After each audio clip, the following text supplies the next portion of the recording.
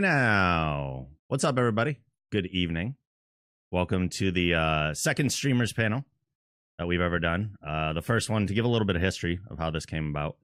The first one we did during TwitchCon, which a bunch of us were not going and realized we are feeling very left out of everything that is going on there. So I proposed like a panel to a bunch of my friends.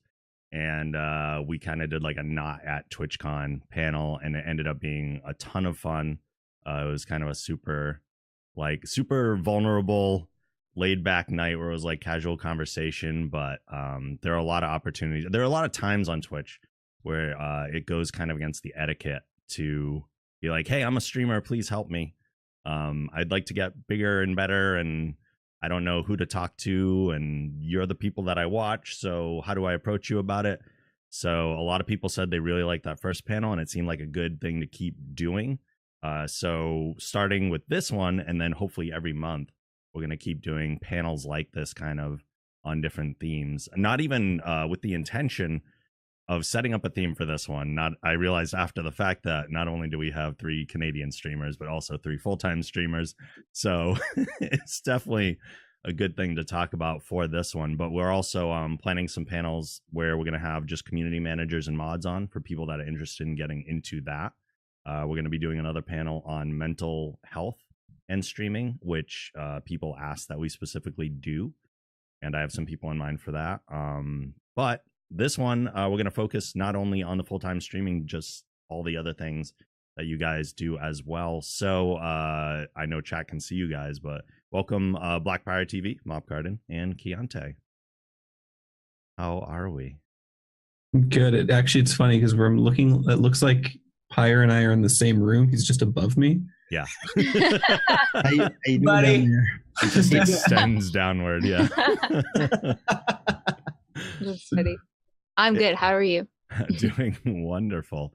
If we can start off a little bit, you can introduce yourselves and talk a little bit about your stream for those of you who might be exposed to some of the people in chat for the first time. I know a lot of you share a lot of community members, so there's probably a lot of shared faces in there. But at the same time, we want to introduce ourselves to the new people. So BP, tell us a little bit about yourself, what you do. All right. Well, I make a fool out of myself 6 days a week. That's about it, really. I've been streaming now for, I think it's like 17 or 18 months. And I'm branching more out into variety now, kind of playing anything and everything that kind of catches my fancy. That's really been it. Been having a really good time.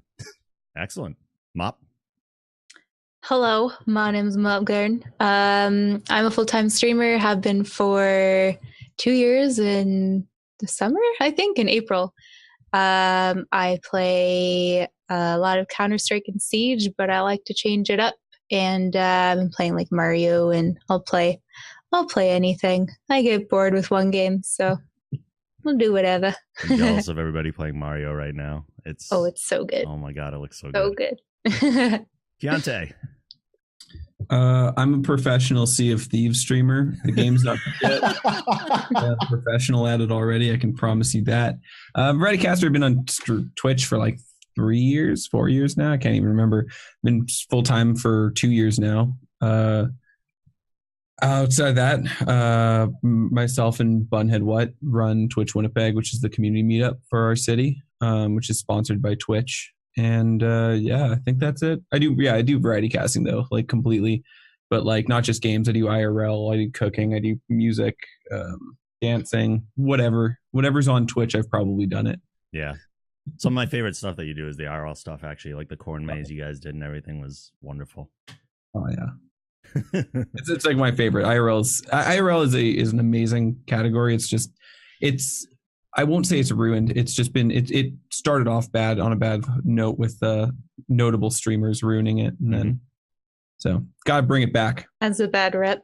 It has a bad rep, but it's an amazing place if you find right communities for it. Absolutely. Taking IRL back one good stream at a time. Mm-hmm. So as we kind of get into the behind the scenes of things, if you don't mind talking a little bit about how each of you kind of found Twitch and decided that streaming was a thing that you wanted to attempt.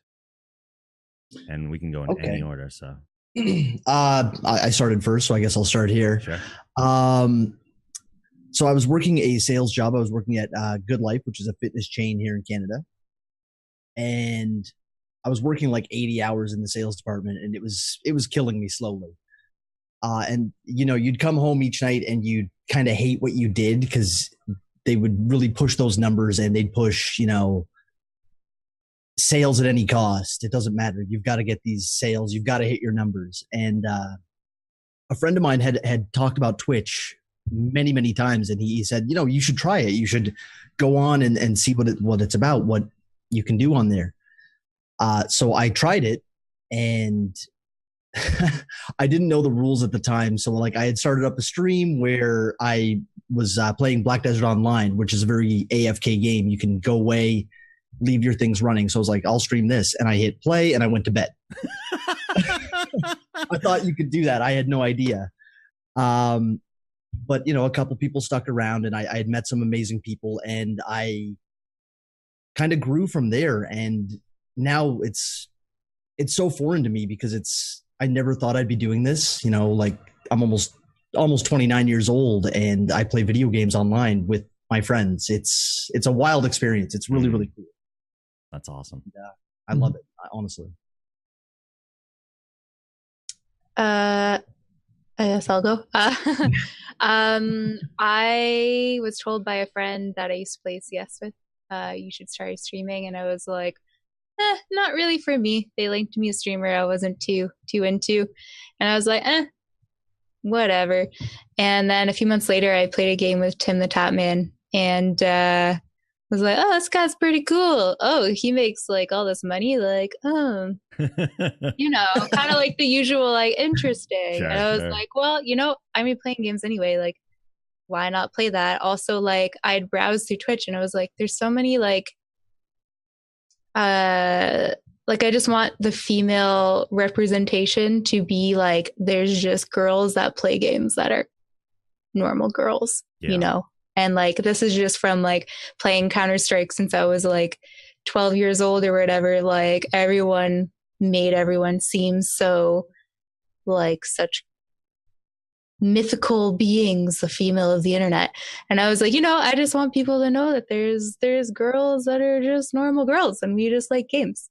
And like, what a better way to kind of bring light on that than sharing that with people, which I think is really cool. So it totally helps break the stigma, for sure. Mm-hmm. Yeah. So more girls on Twitch, the better that'll get. So agreed. Mm-hmm. Kyente. So how I found Twitch was I was in Toronto actually when I first found Twitch, because I was super into the Counter-Strike scene. I loved it. I watched every tournament. This was way back. This was in like 2013 when like this was before pre-CS skins, and I was watching the tournaments, and I was like, after an audition or something like that, or getting rejected probably, I went home and I saw there was a tournament on. It was on Twitch, and I was like, all right, I have no idea what this is. Sure, click on it. And I was watching. I was like, this is really cool. Like, I wonder what other games have tournaments. And then I realized that these are a bunch of random people sitting in their house playing video games. This is really cool. This is the Let's Play, but live. And I actually saw Summit was the first person I saw streaming, or it might have been Lyric at the time, but I think I had no idea. And I was like, no one had a webcam. I'm done. So then I went to Summit, and I saw him, and I watched him for so long. And then I was like, I could try this out. I ended up moving back home and going back to school for finance. And I started streaming then, and that was like without a schedule. And from there, it kind of just grew into getting a job at the bank, working my way up in the bank, becoming a financial planner, and then hating my job because it was all sales based, which is not what I went into. I wanted to be a financial counselor, where I dealt with people who are in a bad situation and getting them out of it. Whereas I was working where I was trying to take these people who didn't have anything and put them further in debt, so I made more money. And it wasn't really something I enjoyed doing. And it was really, it was like some shady work. And this is like major banks too. This is a major bank that I worked for. And so I was like, I want to quit so badly. And at the time, Bun was at school. And she was still working, but like it was mainly my income that was supporting us. So then over time, people kind of, I kept getting asked to go full time. So I made it a goal or something. I don't remember what it was. I think it was on Patreon at the time. So I went full time before stream start or before I was partnered. And I made it a goal, and then they demolished it really quickly. And so I was like, all right, we're going to take this, we're going to go for it. And I think I gave myself 6 months to make it. And then I'd have to find another job, and it ended up working out. So it was kind of nice. That's awesome. Yeah. My community knows this a little bit, but I'll talk a little bit about why I got involved too. I came from it, I think, from a very different perspective as a lot of people did. I came in it from a purely business standpoint. I wasn't like, hey, that looks fun, even though there was an aspect of, hey, that looks fun. I had been podcasting for 6 years already, and promoting a podcast is not easy. Getting people to move from physical promotion to digital promotion is very difficult, no matter how many business cards you hand out or flyers or promotional materials or whatever. Very few people actually ever type in the address. So I was like, well, if I can get in the digital space and market that way, then I can get people to click on the link because they're already there. That's easier. That was my initial, like, that's why I'm going to start streaming. Please listen to my podcast. It's a good idea. But this has quickly taken over to the point where I just put up like a new podcast episode last week, and it was our first one in like 6 months. So Twitch has become like the all-encompassing, okay, this is what I really enjoy type of thing. And now that I've kind of found my footing here, it's a way we're figuring out how to work back in all the old stuff that I used to do too, to make it all kind of one cohesive big thing, and the kind of content that I make too. So like, I love playing games, but I think I do that like once or twice a week tops now, and then the rest of the time it's stuff like this, which is the stuff I really, really enjoy doing. Cool. Right on. So good. because the three of you are all full-time streamers, Kyente, you talked a little bit about what point it took for you to get to that, doing the Patreon thing. What was everyone's kind of point of, okay, I can not do other jobs or not take other work and just do this now? And what was that kind of decision making process for you? What kind of like pros and cons were you weighing? Because I imagine it's hugely stressful. I'm bringing up real feelings right now. You want to go? You look ready. I'm ready. Ready. All right. When I started, I went full time instantly, whether I was making money or not. I had money saved up, and I was like, I'm just going to eat through this. I'm going to put 100% of my effort into this. If it fails, it fails. I'll find another job. If I can do it, then I'll be able to do it, and it'll be great. It didn't work out that great. So a couple of months in, I had to, I actually found a job as a manager at like a restaurant, and I worked there for like a week, and it was the most brutal, terrible week of my life. Food industry, like, I applaud everybody in the food industry. That's a tough industry to work in. You're working many hours without getting paid. And so I left that job after about a week. I went back to streaming, and I said, look, I just have to put more effort in. I just have to try harder. So I added time to my schedule. I made it so I would stream a little bit longer each day. And I would say it took probably about a year to get to where I was able to support myself and be able to pay my bills and be able to eat. So about a year. I'd say it took about a year, maybe a little bit over. Was there ever a backup plan? Like, did you have a safety net at all, or was it kind of just? I have lots of job experience. I mean, I've worked and like every job under the sun. I've been in construction. I've been in management positions. I've been in sales. I've went to school 3 separate times for different things, photography, all sorts of different things. So it's been kind of a journey to find what I wanted to be and not what I could be. And then when I found streaming, obviously it's taken over my life. Like, when I'm not on, I'm thinking about how I can improve the things that I do. So I'm always kind of thinking about it. I mean, all the time. Yeah. I was working at Starbucks full time as a supervisor. And that job was so stressful. Like, everyone at Starbucks seems so happy, but oh man, it's a stressful one, I'll tell you. And so I was streaming like once or twice a week. And I was just like, I love this. Like, I like Starbucks, but I loved all the friends that I had there. But streaming was just like what I enjoyed. And I was making more streaming, 1, 2, 3 days a week than I was making in a week at Starbucks working my butt off as a supervisor, which was insane. Like I remember getting a raise and being like, oh, this is so exciting. And then, I'm still like not making very much money. Okay, great. So I just, not even, I didn't even go full time for the money aspect, but I knew that things would be okay because of that. So I did go get a part-time job working at a bar for say 11 months or so. And I hated it, but I just wanted something, for some supplementary income just while I was kind of making that transfer. Cause it's terrifying. It's still terrifying, you never know what's gonna, I actually just did an interview and I was like, you never know what's gonna come or not come. Mm-hmm. So it's, but I took the go full time, ask for less hours at Starbucks, get told that they like kind of do that, but not really. And then so slowly like wean myself off of working full time and adjust my spending habits and, all that sort of stuff for, we're all over the place for the time being. So that, I guess, I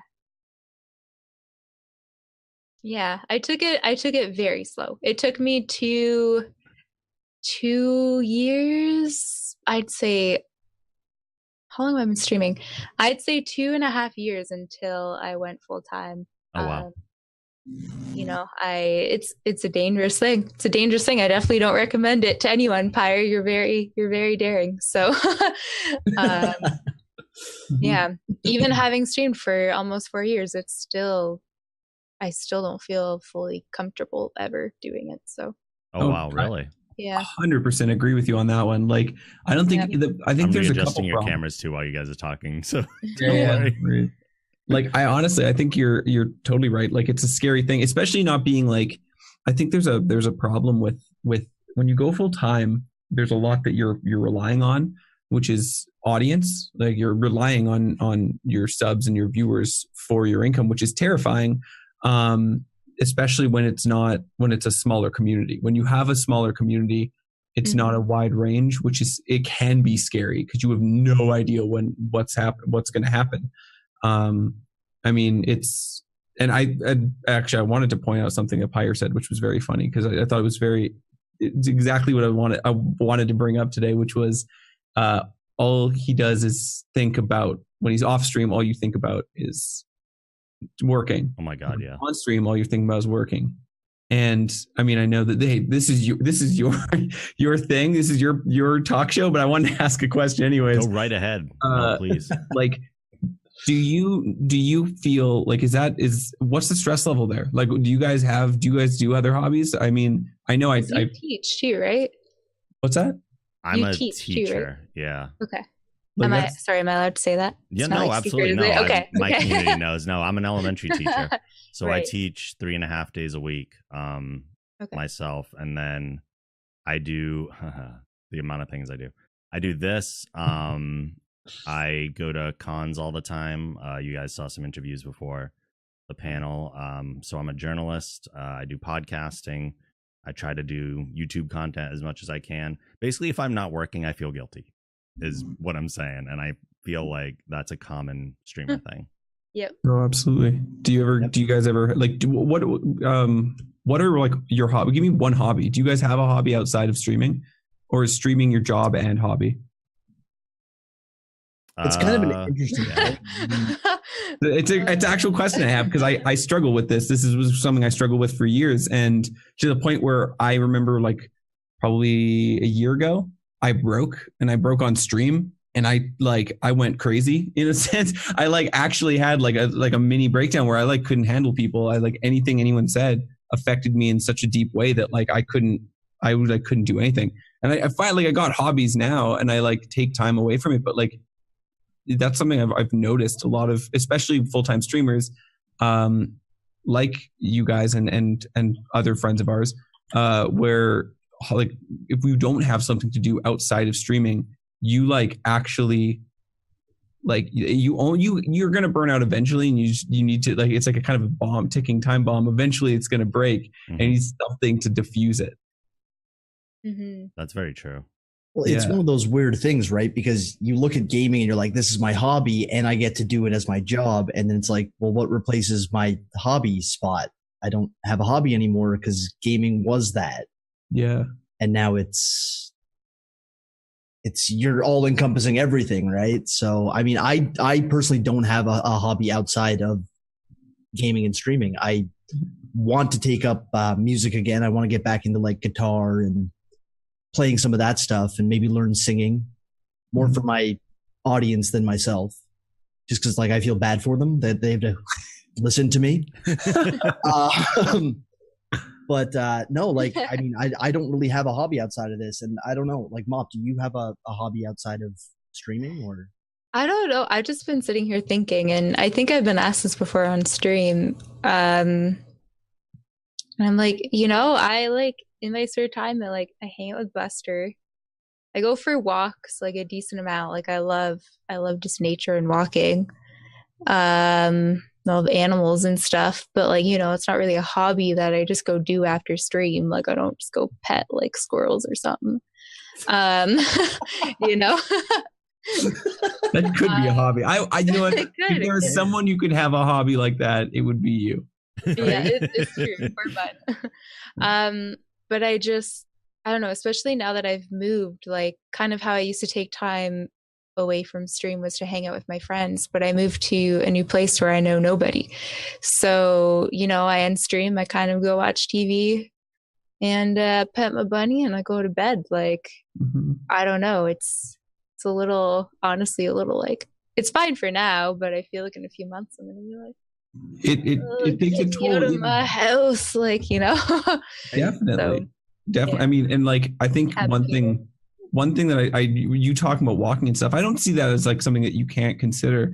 I mean, walking around nature, in a sense, hiking, but on a flat surface, really. But it does work. I would consider that possibly a hobby of some sort. It takes your mind away from something that's you constantly think about. Yeah.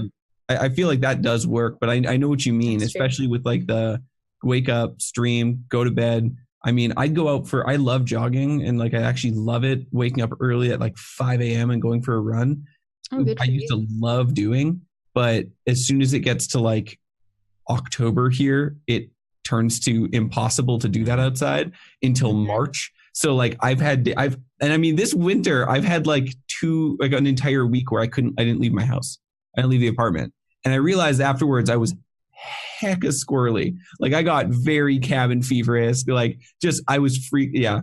Bun thought I was weird. She forced me outside, and I hated it.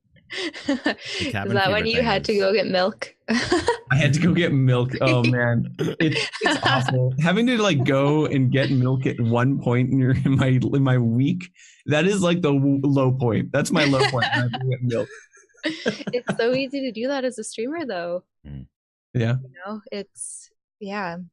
I'm glad I don't have someone that lives with me to go get groceries, because that's at least my, go to get out of the house. Yeah, get out of the house. Yeah. Even though you're not socializing, it's still. I feel one of the things with hobbies, in general, I do feel I have hobbies, but I've probably taken most of those and said, oh, I should do those on stream too. I never intended to start doing cooking and baking streams. Baking is one of my relaxation things. And then all of a sudden I was oh, I bet people want to see this too. So I'll start baking on streams. And right. So everything that you enjoy, then oh, I'll just watch a movie to relax. But I could be doing that with the community too. So everything feels you should be doing it with other people, or else you're wasting time. It feels selfish, and you feel guilty waste time on yourself, even though it's so necessary. Mm-hmm. I know people do movie nights with their communities, and I tried doing that, and I realized that was something that it was almost something that was, I tried, and I realized that I didn't want to do them anymore. And it was mostly because I needed that time away. I needed to, outside of my stream. I mean, because the only times I ever did them was right after stream. I'd be like, "Hey, stream ended, time for movie night. We're watching this." And I didn't do them very often. I did like a couple of them. And then afterwards I was like, man, I just want, like, those are the times where I just want to sit down by myself, kind of decompress. Yeah. And that was what movies and TV were for me, was my decompression. So like I stopped that and was like, and I feel bad because sometimes people ask me if we should do it. And I was like, we should. And then I remembered myself like after stream, I'm like, actually, like that's my time. Like that's the time that I give myself to watch. Yeah. Which is so important. It really is. It's very important. My solution for that, like I still do movie nights all the time and I love doing it. But my happy place has always been a movie theater. So not only can I take time to myself, but I'm also out of the house. So it's kind of a twofer right there. Even though it's a lot of time and I have to convince myself that it's okay to take that time. It's also like $300 to go to the movie theaters now. Well, we have Movie Pass here now, so I pay $6 a month to go every day if I want. Oh, nice. Yeah. Oh, wow. You have what? Movie Pass. Oh. So I assume it'll get up to Canada eventually, but it's basically that's the thing that was made from Netflix, right? The guy from Netflix made that. I don't know if he's the guy that made it, but it is like a similar concept, except it's going to the movies instead of like getting movies sent to your house. So yeah, I pay $6 a month and I can go see a movie every 24 hours. $6. Right, it's $10.50 just to go to a movie. Yep. For what? One. Yep. That's insane. It'll get to Canada. Oh my God. I would go see a movie like every night. Every morning. Sorry, guys. I'm late. Every morning. I'm at the movies. I was at the movies, yeah. That actually would be an amazing thing, though, to be the guy who, like, one of the founders of Netflix, leaving and starting a site or starting like an app that's like, now you have to go out. Now we don't. Now make it's completely opposite. Yeah. It's like you've just taken both of the ideas and like. Yeah, it'd be the fun. only commonality being just watch more movies. That's watch more movies. Yeah, stay in, go out. Doesn't matter. I make money. Yeah. So kind of in that regard, since we're already talking about like stream life, work balance, what kind of things do you guys like? Do you have to schedule your free time just to make sure that you take it? Yeah. I mean. That's a hard one because like I have days off. I used to stream 7 days a week and that didn't last very long because I burnt out. I got angry. I like punched a wall in this room and because my computer wouldn't work and like, and I called my brother over and he couldn't figure it out. So I punched a wall and Bun was like, this is it. You're not doing 7 days a week anymore. I was like, I might be going crazy. I might be going crazy. Come on. So then I was like, all right, 6 days a week. And then afterwards I was like, you know what? This is a job just like any other job. 5 days a week is fair. As long as I produce the content, as long as I could stream 3 days a week, as long as as long as like I'm producing enough good content, not just content, but good quality content to allow me to. And I felt like 5 days was perfect. I can go with that. 5 days of good content versus 7 days of content. Yeah. Mm-hmm. I look at streaming as, so my most recent job, well, I worked at a bar, but like my most recent like serious adult job was me working at Starbucks. And so I like look at streaming as that. Like I worked 5, sometimes 6, but rare days a week when I was working at Starbucks. And if I was sick, I would call in sick, you know? Same with stream. Like if I'm sick, you should take a day off, but I also look at it as like, if you have a little bit of a sniffly nose, would I have called in sick to work? Like, no. Same sort of thing. Like I'm going to stream for 5 days a week because you need those 2 days off. Mm-hmm. But in that same regard, like being late, like, you know, I would not just show up every day to work late too. Like, you know, that sort of stuff. I wouldn't just like end work late or be like, I'm leaving work half an hour early. Like I look at stream as being that exact same thing. Like I'm kind of going on a tangent, but like, you know, I think everything I do on stream, I compare to like real jobs of like, if I went to be a receptionist, would I like how would I treat that job? And I treat streaming as the same. Whereas you wouldn't just go and be a receptionist for 7 days a week and burn yourself out on answering the phone or filing or whatever receptions do, you know? Yeah. You don't want to get burnt out doing that either. So why would you burn yourself out streaming? So it's a bit of a tangent thing there, but you know, I think people, when they're full time, treat it as something crazy, and they shouldn't. Like, you know, it's a job. Treat it as it's a normal job, and don't make it something it's not. I guess. How about you? You put in a lot of hours, and you were just talking. We were talking a little bit before the panel too about how late you go and things like that. So yeah, exactly. I'm running myself into the ground. I was up till about 6 a.m. last night, just working on things because I'm trying to not only have my content on Twitch, but then you've got to think about, you know, how are you doing on social media and how are you doing on YouTube, and where could you potentially find more people that could come and enjoy your content, and how can you grow further, and how can you get your numbers higher, or like there's all these like concerns and worries that you have when you're streaming. And I mean, I go 7-8 hours a night, 6 days a week, and then the one day that I have off, I don't take time off. I'm doing other things like networking, which is the easier of the things that you can do, of course. Still time consuming. But it is time consuming, exactly, where you're going into, like, yes, they're your friends, yes, you're going in and you're meeting other streamers, but you're also taking suggestions from other people on who else you could watch and who else you might enjoy, and you're trying to kind of make more friends on the platform. Or you're, like I said, making video content. So I don't have a day off, and I used to stream 7 days a week, and I was like, oh man, I'll take one day off. I'll take Sundays off. It'll be great. And then I just started working on that day as well. So yeah, like you're on stream days, you're 6, but your 7th day off, your day off is you're working on stream. Mm-hmm. You're working. Exactly. Yeah, 100% agree. Yeah, I get you. So, I mean, I've been toying around with the idea of maybe adding an hour to all my streams and then taking another day off. Cause I feel like I want to be able to treat it like a job, like Mop was saying, and work my 35, 40, 45 hours a week with content and have content for that. And then have one day where I can literally sit on the couch and put my hand down my pants and just fucking watch an Al Bundy, right? That's right. Yeah.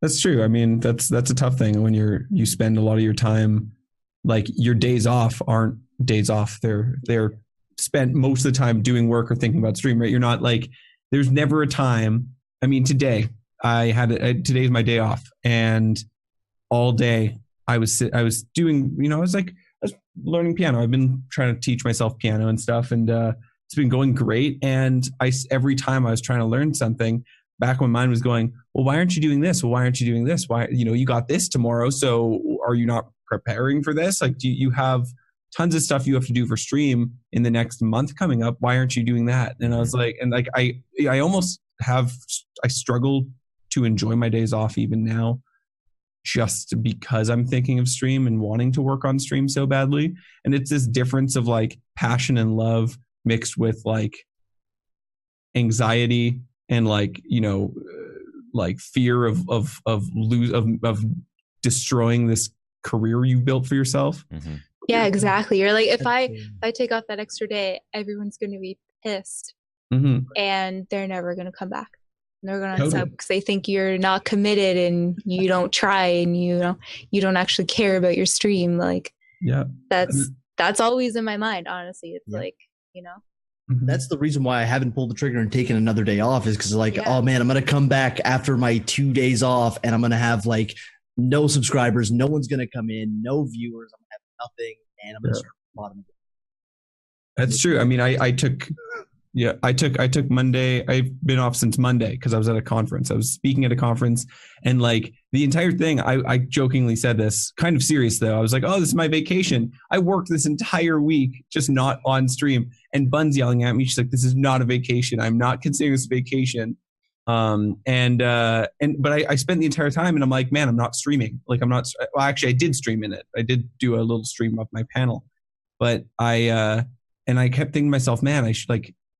I'm not doing enough for my stream. And then I realized I'm at a conference talking to networks and like discussing how I can do this on a network and like trying to work with like big corporations to get Twitch and my stream to a whole nother level. And I'm like, I am working for my stream. The problem is I can't show any of it. There's nothing that I can actually show, which is the toughest part, is that there's nothing there kind of, I have nothing to show for it. Yeah. It's like going to TwitchCon or PAX. Like, you know, you're on a vacation, but TwitchCon is like the opposite of relaxing to me. Like, it's a very stressful experience, at least for me. So, you know, it's. I had a panic attack in the hotel room before my meet and greet, and I was just like, didn't want to go. I think the first 2 days of TwitchCon, I didn't even want to be there. And I missed out on a lot of things because it was just like, I just didn't want to do anything. I was a mess. Like I was like really quiet, and I felt really bad because people, and then you feel judged almost. You feel like, you know, oh, people are thinking of me differently. Like I know, especially for myself, I mean, a lot of viewers know, like I'm very high energy and kind of crazy, and I do a lot of weird stuff. And then they meet me in person, and I'm like, I'm toned down because I'm just myself, which is not what I feel like. They don't want to see that. They want to see Kyente, not Shaylin, which is like a different personality. It's a character, right? Which is the tough part. Yeah. Well, it's like you're yourself on stream. I think all three of us are very much ourselves when we're on stream, but we kind of all turn it up a little bit to 11 or 12 and get that little bit of extra showmanship is what it really is, what it comes down to. Which when you said that, like the first time I met, first time I met both of you, like you were both very like calm and relaxed, and it was awesome because it's like you get to meet the person who's behind everything that you see on screen, which is it's interesting to see. It's a cool shift. Oh, definitely. To touch on something a few of you said within there, since you went full time, do you feel like you experiment less for risk of losing what you've built then, and maybe you kind of like tried out things more when you were still getting to that point? Because like BP, you just said you're afraid to take like another day off and see what happens. So are there a lot less risks being taken now just for fear of that? So I just nodded. I don't think I take less risks in terms of like what I'm playing, I guess. Because I've always just played what I want to play. Like even when I was working, I was like, you know, it's my day off. I'm not gonna like play something just because it gets confused or whatever. But I do know, like when I was working, I had a lot more time to just like think about stream and like ideas for stream. Whereas like now I try to turn that off in my head, which like it's super hard to do. But like I'd be like on my way home, like, oh, let's stop by the dollar store and see what's here for stream that we could like do that's fun crafts or something. And I don't really do that anymore because, you know, when I'm done stream, I don't want to think about stream. I just want to not go to the dollar store and look at crafts for a stream. And, you know, so I guess I kind of stopped taking risks in that way, but I don't think my stream has really changed that much since I went full time in terms of that, but maybe it's different for you guys. Yeah, I've definitely changed. Like I would say I've actually taken more. I mean, I think when I went full time, I started experimenting with like a lot different stuff. My idea was that if I get bored, they're bored, right? That's the plain and simple. If I'm bored with what I'm doing, then they're bored. Yeah. And so I did so many different things. I mean, many people would who've been a part of my channel for a long time will remember sound effects.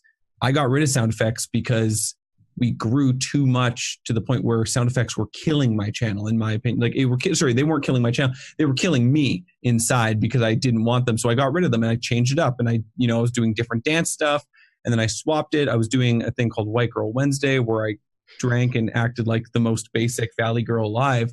And like it was I love doing it still to this day. The problem is that I was drinking, like it just got to the point where it was really bad. Like it just got to the point where I was like, I need to take care of myself first. And I was like, and then I started doing, and then like we did them every second week. And then over time I was like, well, I just don't want to do it today, but it's Wednesday, so you have to do it. And I'm like, so I started taking more risks and changing up what I did.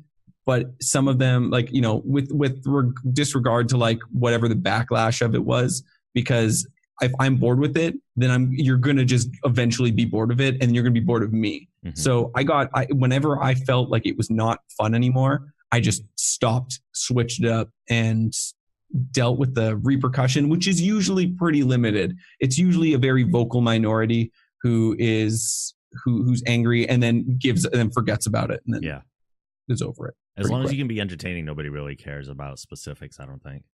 Yeah, exactly. Yeah, pretty much.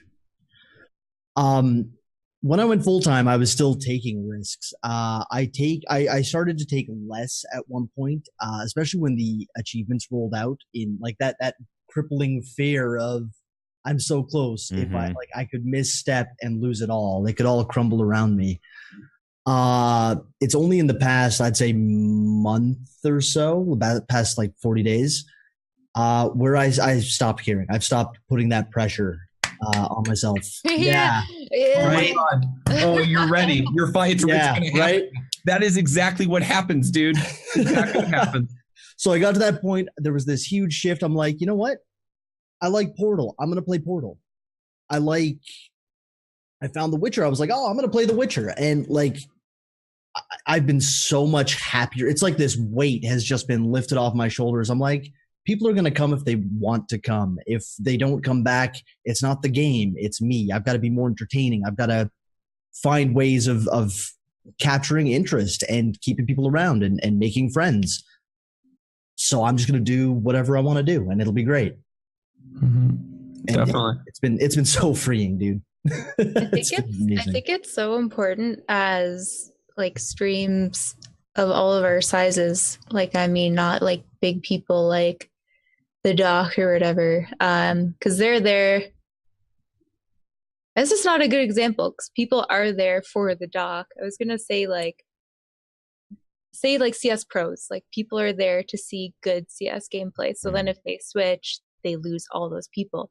Whereas people like our size, you have to like engage with people or else they won't come back, you know, because if you want to do variety, like you need to be friendly with people and, you know, make them want to come watch other games, or else you're just gonna be screwed, like you know, because you always see it, like some people like get 200 300 viewers with whatever game, Call of Duty, and then they go to play Minecraft and they have literally 10 viewers because, you know, they haven't like engaged with their audience during Call of Duty, so they don't know their audience, so their community doesn't want to come for them, they want to come for the game.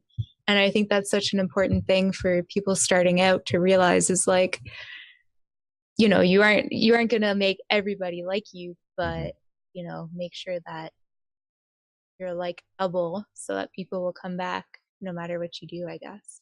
Yeah. Again, I'm going on tangents, but just all these things I think about regularly, you know. Tangents are totally fine. I mean, that's why we're here, to just explore every possible tangent we can think of. Yeah. And yes, genuine, you know, don't do it just to keep up your viewers, like do it because yeah. I get you. Say that. Don't do it because you're like trying to use people to stick them around. Because I just saw what someone said, and I was like, "Don't think I'm not being genuine."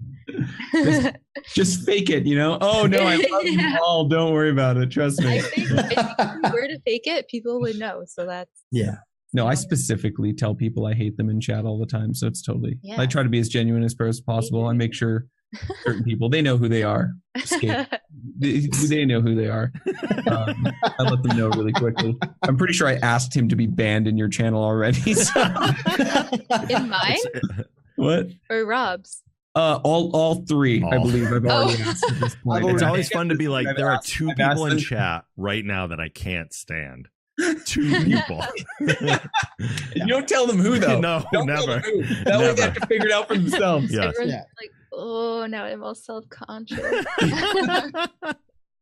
Yeah, I hate two people on this panel right now, guys. I'm gonna let you decide, okay? Oh God. No, I'm just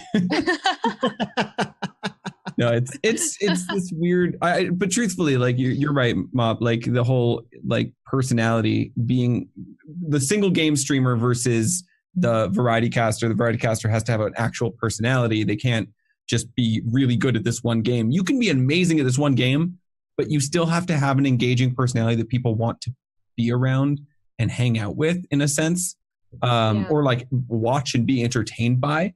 Because there are people like that who don't engage with their audience. They're just really good at one game. They switch to the next game and people just don't care because they're like, oh, I don't like this game and you're a boring person. So then they just leave. Mm-hmm. That happens to me, but it's when I play games by myself and I don't have other streamers on my channel. People just don't come anymore. I have to keep collaborating. I've dug a hole for myself. You're great though. Oh yeah. We do have a few questions coming in from chat too, and I do want to remind chat that as we're going along, if you use ! question add and then follow that with your question, it'll come up on a separate screen for me, so I will prioritize your questions. So we're not following along with chat as much as we are just kind of taking the things that you guys throw at us here and there. So one of the questions is, all of you have amazing communities. What is the favorite specific thing that your community does that you enjoy the most? I'll let you guys go first. This was an awkward pause for all of you, just so you know, okay? Everyone, I was waiting for all of us are just like, like about you people. Oh no. Oh, I never knew I had to answer. Anytime someone says favorite, it's very difficult because then you feel like you're going to say favorite viewer. I was like, man. Put me on the I'm spot. technically a viewer of myself. I'm in chat. I'm in the chat list, so I'd probably. I'm a pretty big fan of me. I'm a pretty big fan. I'm definitely my number one fan. I mean, I think like what my favorite thing that my community does in reality is like, I think it's a blanket statement though. It's the support. Mm-hmm. Like in reality, that's a big thing. Is like right now, especially. Whereas I don't want to consider it's just when you're a community of our size and stuff, every single person who's a part of that community makes a huge difference. And the support they provide us, like, I mean, yeah, if I need a week off because I'm doing something else, I'm oh guys, I've got this really cool opportunity, but I'm gonna have to take a week off. They're like, go for it, do it, like do everything, have fun and be, they allow this. And even though I still to myself, I hate when I have to stop streaming for a while, they still support that. And that's a really cool, the understanding, I guess, is the big one, is like understanding mental health. Mm-hmm. They understand that you need time off, the support they give through just like, being fans, not like even a monetary like support, but just being like fans and supporting through just like tweeting out the stream or just hanging out and enjoying it and believing in what I do is easily the favorite part. And I know that kind of works for everyone's stream in a sense, like especially the people on the, like all of you guys, like, that your channel support is huge. I kind of just took the answer. So yeah. No, absolutely. I mean, I don't think people realize how much just being a viewer or like those simple things that don't cost any money, how valuable those really are. Like it bugs me. I wish people would stop saying I wish that I could sub, because those are generally the people that are there like every day anyway. Yeah. And it's like, you don't understand how much you're doing here just by being here every day. Exactly. Channel would die if you weren't there. Mm-hmm. Yeah. I think for me, obviously what Kyente said is great. Like I've had days where I go on and I'm just like, you know what, guys, I'm in a bad mood. it's just please just be positive today and like people do it, you know. That's really great. But I think also just the like support for each other that I've seen. You know, I see people in chat being like, you know, I'm having a really bad day, like blah blah blah, and then everyone's like, oh, I'm so sorry, and they're like, what's going on? Or like, you know, there was someone who admitted to us that his dad had cancer, and you know, it was just became a huge, just like loving ball of like loveliness, and it was like, oh, this is like such a heartwarming thing that like there's all these amazing people here, just here, like, you know what, I don't even care if you guys support me, but just like support each other, like, Mm-hmm. you know, because it's a community. It's not just, I don't want it all just to be about me. I want people to chat in our Discord and chat to each other. I actually get uncomfortable when people come in and they just constantly ask like me questions. I'm like, talk to the people there. Like, shouldn't just be me answering question after question. Like, you know, it's not what it's about for me. So definitely.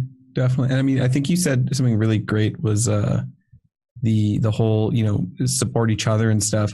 I'm sure you've noticed, like, you know, viewers of yours who are, you know, streaming now, and you'll go and you'll be like, oh, you know what, I'm going to go check out one of my subs streaming or something like that. You go check them out, and a bunch of people from your channel are in there. Yeah, that mutual support, and like your community is building someone else's community on top of that. It's just an amazing feeling to see everyone almost work together to grow everyone else's, and it's just a really cool. Yeah.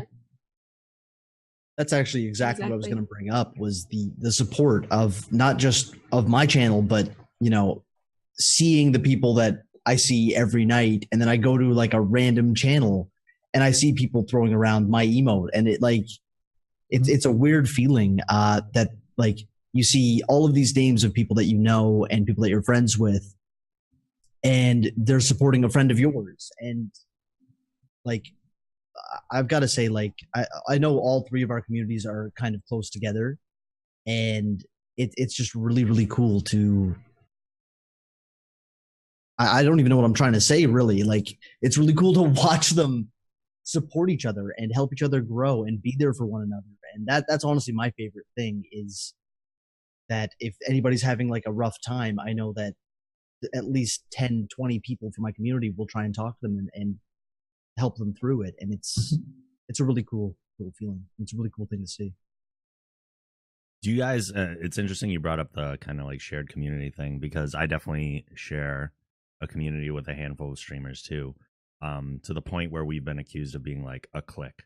And I'm like, that's the dumbest thing you could ever do on Twitch, is to like form a clique, because a clique kind of like encourages exclusion. Yeah. So I guess like how often do you guys go like outside of your shared communities and say, all right, I want to go explore this space? I mean, you're kind of doing it right now. In a way. No, I think like it's very common for me to leave my normal friend, like basically I leave my friend streams and go somewhere else. And the funny part is that I think it's weird. Twitch is a very vast place. There's tons of people streaming, and yet no matter what, every time I end up in someone's channel and I like them, there is someone from one of these communities that I know comes in and will be like, hey, Kyente, and they'll give me one of my friends' emotes that I've already been there, and I'm like, of course this is part of that community, because everyone, you're attracted to the people who like your friends, you know, mutual friends and stuff, and streamers. You're kind of just attracted to that group. I noticed that really a lot when, you know, I'd meet people like, you know, well, I mean, Pyre, Strong, Purple, like these guys, it all of a sudden I just kind of whirlwinds into, I'm gonna go check out this person. Of course, they're already a sub of this guy and they're a friend of theirs, and I'm like, oh yeah, now I'm watching his channel and then his community, and so it's very common that it's actually rare to find someone I don't end up liking on Twitch, because I'll only go to people that I think are going to be nice, like going to look cool, and they usually end up being pretty wicked. So I feel like we touched on this a little bit, but there was a question of what do you do to relax, and how do you deal with the want to always be working connected. I know we touched on that a little bit, but if there's like a go-to thing that you guys do for like your this is my me time thing, do you each have one of those? I find tea, like I drink a lot of tea on stream, but I love at the end of the day doing like a face mask and just having a cup of tea and just watching like a TV show. 'Cause like I have my tea, I'm curled up in a blanket. I'm not like on my phone checking Twitter, I'm like, I'm in my PJs and a face mask. Like, that's always a good time of the night for me. I don't know why I pictured you with like a hockey mask drinking on the couch, but that's what I pictured. Face mask. Yeah. That's actually what I meant. Oh, jeez. Yeah. Like you've got some strange hobbies, Mop. Jeez. Don't judge. 2018. Anybody else? What about you, Pyre? Any masks? How do you relax? Only when I leave the house. His hockey mask and his Usually machete. Streamer, we're big deals. No, it's I unwind by yelling at the birds, fighting with them. I don't really have a hobby outside. Like I wanted to pick one up. I used to have lots of hobbies. Like I used to like lift weights, and I used to like take fitness super seriously. And then I became a streamer and put on like 20 pounds just in my gut. And you look great. Thank you. Yeah. Show gut. No, I'm kidding. Show gut, BB. We're being that stream now. Your dad bods are in. I get it. Right. Move us to that IRL. Let's go. I'm gonna lift the shirt. That's actually, the gym is I haven't been to the gym in a long time, but because I moved and I haven't gotten a membership, but that is a really good, a good relaxing, get out of your mind, just focus on your body, I guess, instead. Yeah, no, definitely. I mean, there's like a bunch of things you can do. Like besides, like for me, I mean, I just being completely nude with my golden shorts on is kind of my most relaxing moment in my day. But outside of that, is that an everyday thing? That's an immediately after stream thing. Yeah, like I'll like when right as soon as the host button hits and I hit end stream. It doesn't matter if it hasn't ended yet. I just start taking the clothes off at that exact moment. I always wear the golden shorts, so it's fine. But but in reality, it's mostly like my favorite thing to do after a stream is probably go like I'll end stream, walk out to where Bun is on her computer, have a little chat about stream to ask her how things went, if whatever she watched, if she was like home that day and she was watching, how was it? If she was at work, how was her day? And then like either like decompressing, which is usually food, and because I forget to eat on stream all the time, so it'll be like food and maybe watch some TV, play with her bunnies, and then that's usually it. I mean, especially since my friends like always are so flaky and never want to hang out, that it's like my friends are so bad for that. But like, yeah, that's in reality. It's like watching TV is super relaxing to me.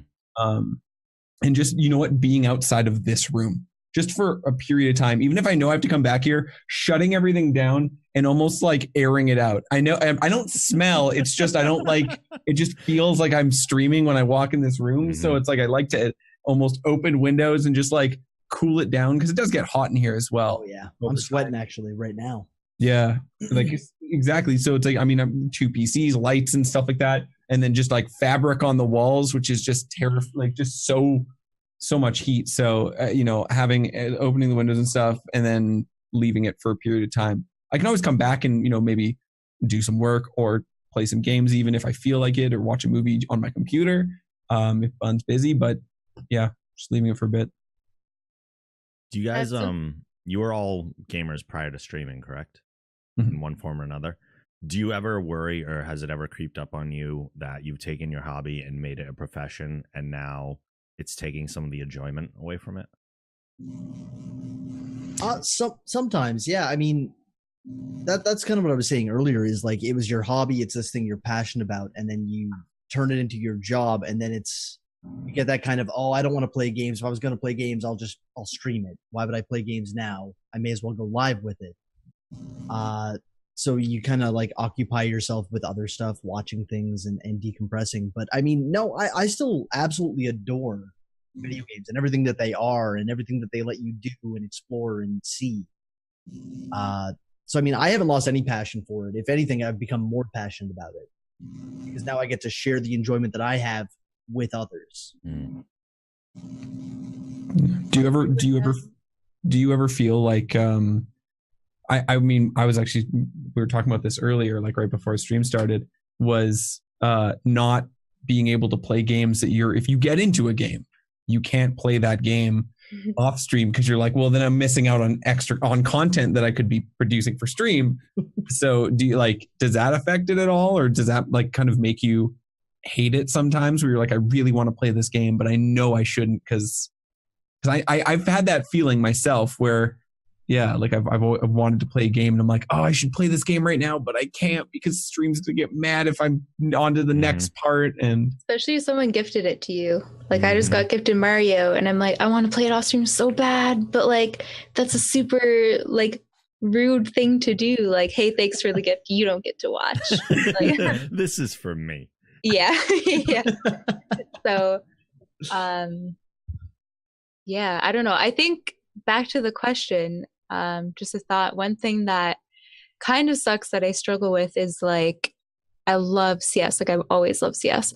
But I really enjoy playing CS with like my friends that I would play CS with like off stream. But then it's a really hard thing to struggle with because there's all these people that come into stream that, you know, you want to play with, but you're like, but I just want to play like try hard CS games like with my friends. And, you know, like I want to let you guys play, but also like a lot of you might be really bad and like low ranks and like, you know, and then I won't enjoy the game because I'm playing with these randoms who like, you know, so that's kind of like a tough thing because you want to be inclusive and let everyone play, but also, you know, you want to enjoy what you're playing too. So yeah, that's I know Kyente used to play CS a lot too. Did you find that as well? It kind of made me hate CS for that reason. Like yeah, it's hard. I took a long period off from CS completely and I like refused to stream it. And then I came back to it because I started to be like, you know what? I want to play, but I started playing on my main again.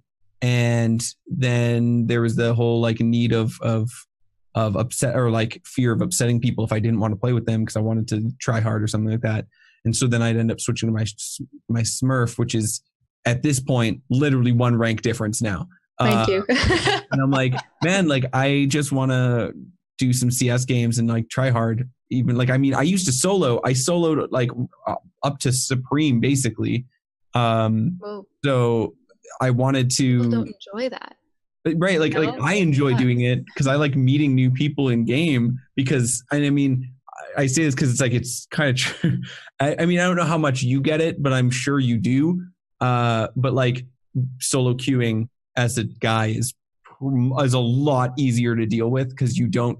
I mean, just hearing what Bun deals with on a regular basis, like for me, solo queuing is easy and fun, but a lot of people don't like watching it, and that's the problem. Whereas they want to see people playing together. And I'm like, a lot of people don't want to play at high levels, which is really rough.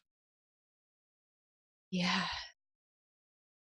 As far as the playing games off stream thing that you talked about before too, Kyente, like, oh, I could do this or I could do it on stream. I think since I've started streaming, I've played 2 games off stream at all. One of them was Overwatch, which I still play off stream more than any of the other because I'm not like missing story. Like I don't feel like that's one of those games that I worry about. And then the other one was Arkham Knight, which was even gifted to me. But I made it very clear to the community that like Batman is my thing. This is for me. I'm not risking spoilers for anybody. So I'll play through again if you guys want me to. But definitely, I think CS, like games like Overwatch and CS, like games that don't have a story base or like a progression for the most part. I mean, ranking up in CS isn't going to be a massive goal on streams. I don't think it matters that much where it's going to take away from anything. But at the same time, like story-based games or progression-based games can really affect a stream where you don't want to. I know Pyre was saying he was playing Witcher 3 right now, and he's like, and he loves it. And he was saying, he was just talking about how much he loves that game. And it's like, he's not going to play it off stream because it's playing it right now. Yeah. Are you actually? You heard Witcher 3. Yeah. That'd be amazing. The multitasking I've seen from people. It wouldn't surprise me if you said you were playing right now. Yeah. Crazy. Let's see. Whole bunch. Some of these questions are just what you would expect them to be. Like, how often do you stream pantsless? I mean,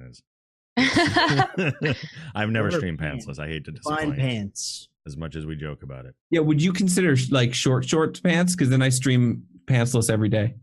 Oh. Like my shorts, because like my underwear, like my underwear is like the same size as my shorts.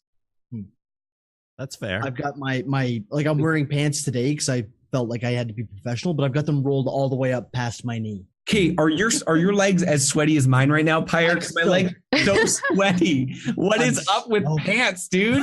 I agree. I agree. No, like legit. I'm wearing sweatpants, but I have them rolled up a bit. They're just like it's I wish I.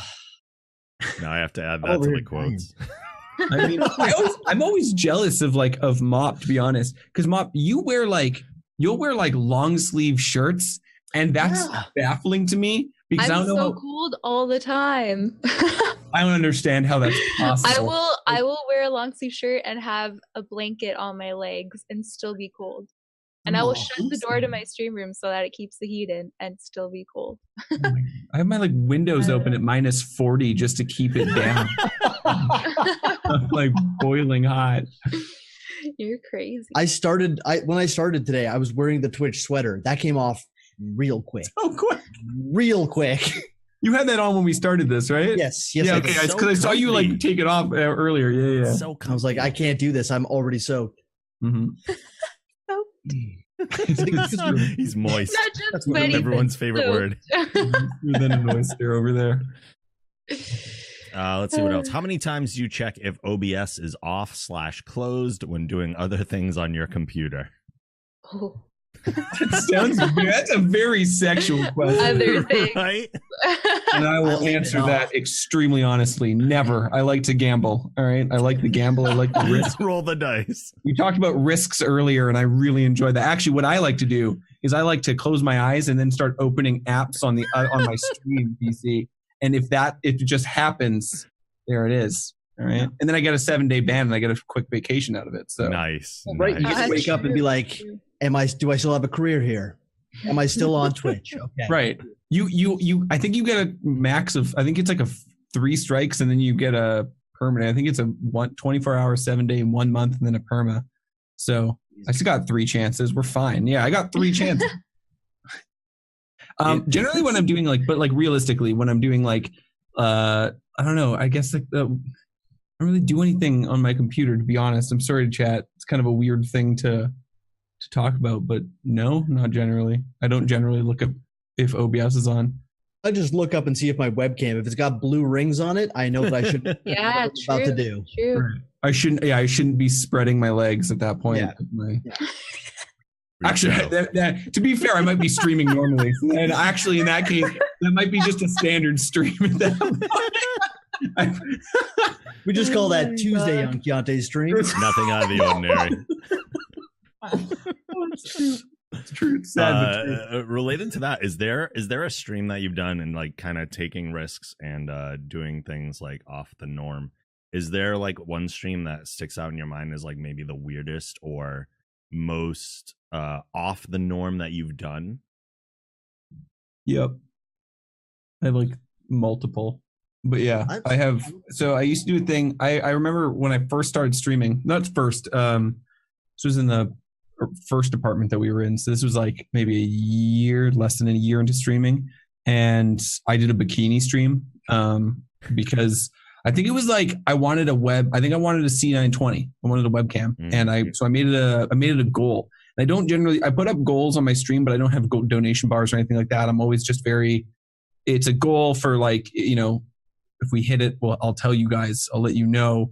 And so we hit it. and because I usually have it like in Streamlabs, I'll have the donation goal on there, but I won't show it on stream until it's hit. That way it shows up, and that way it's not like constantly advertising.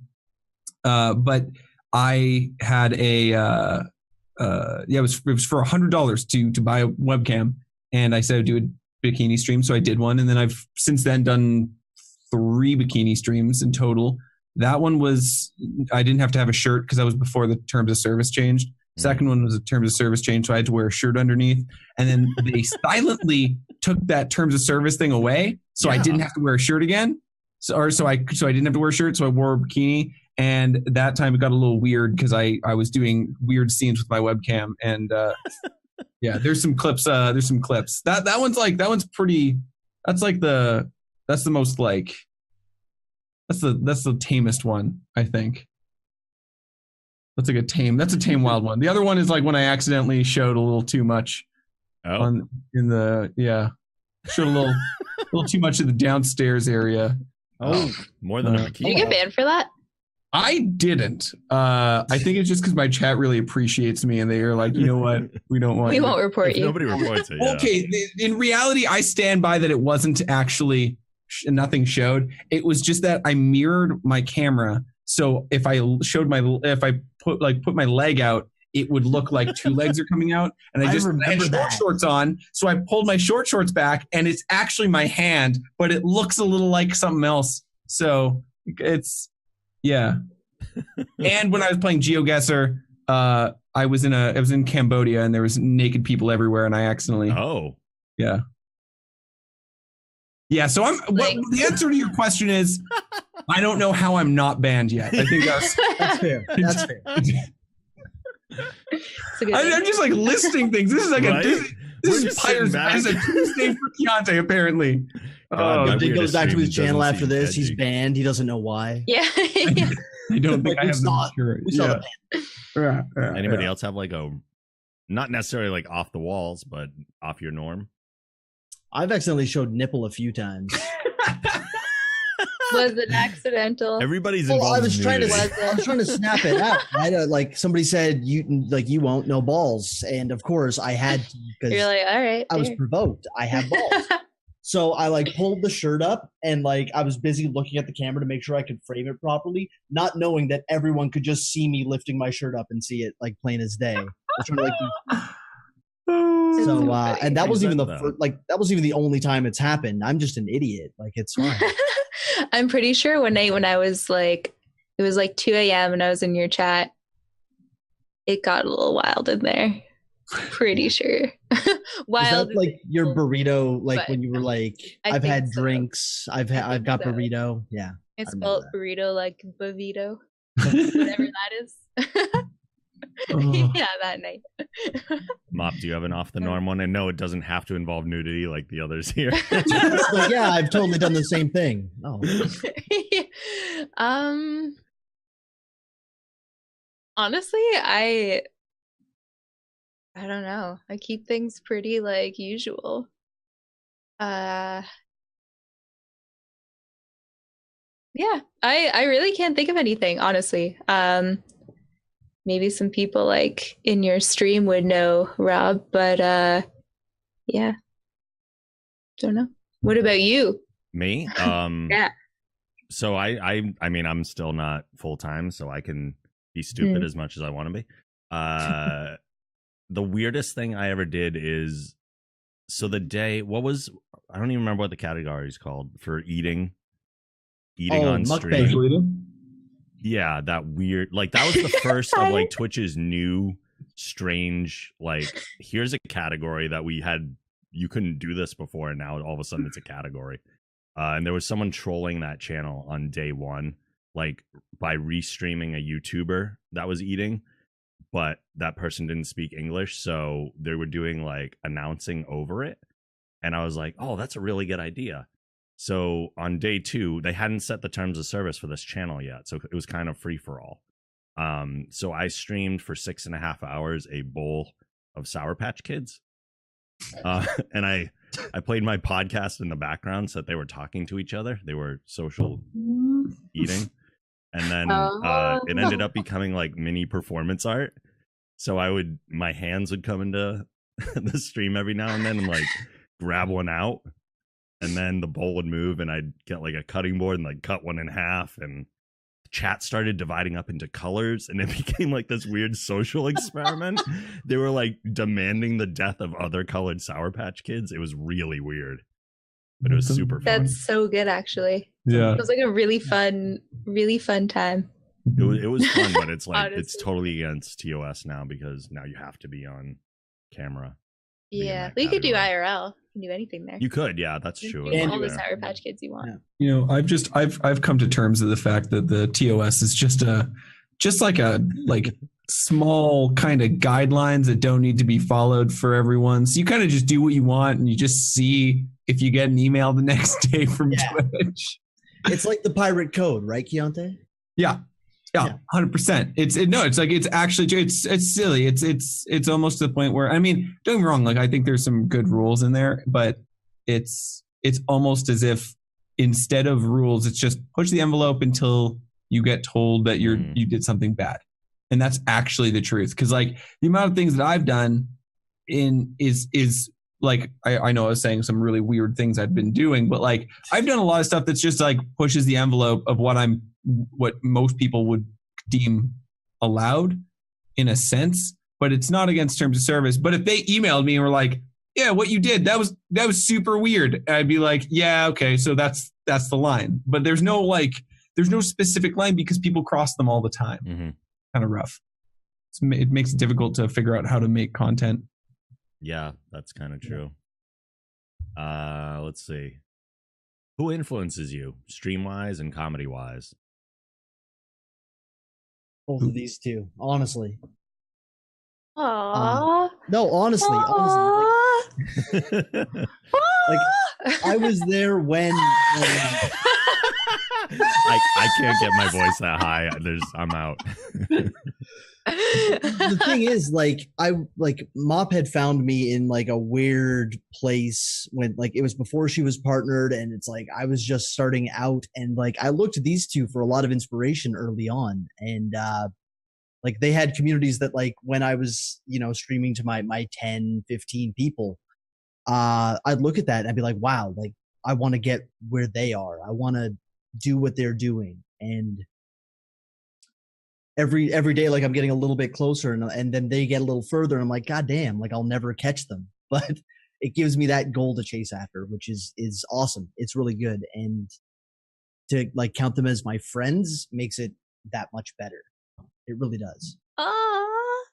It's really Get out of here. You make me That's tear up, Mom. cute. I see you blushing. Not really. but- Little bit. All my cheeks are red. I really look up to Elspeth. She's someone that I found, I don't know when. I found her like pretty early on in my streaming career. I think I actually started streaming around the same time. Her like maybe a few months before me, but I just think she's such a positive, like amazing person. She's always so happy, and she's had a lot of crap going on in her life right now, and she's still just, is such a, I don't know, you're just so lovely. I'm like, I want to be lovely. I want to be lovely. I want to be lovely. So yeah, she's always been big. There's like someone obvious that I'm trying to think of, but Always happens. yeah, she's just first that came to mind. So Kyente? So like recently it's been John Sandman. I was recently told from a friend of mine, Camcorder Kid, who's also a streamer, that because he was doing a bunch of stuff for John Sandman. He's like, man, you guys like look alike, kind of have that same similar comedy. And I was like, oh, that's super kind. Like he's well-known guy and stuff. And I was like, that's really cool. And I started watching him, and I loved it. I actually had the awesome opportunity to meet him at my meet and greet because he was at the booth before I was. We were sharing the same booth at the time. So I got to meet him and actually have a conversation with him, which was a really cool feeling. But John Sandman's a really cool guy I looked up to in recent times.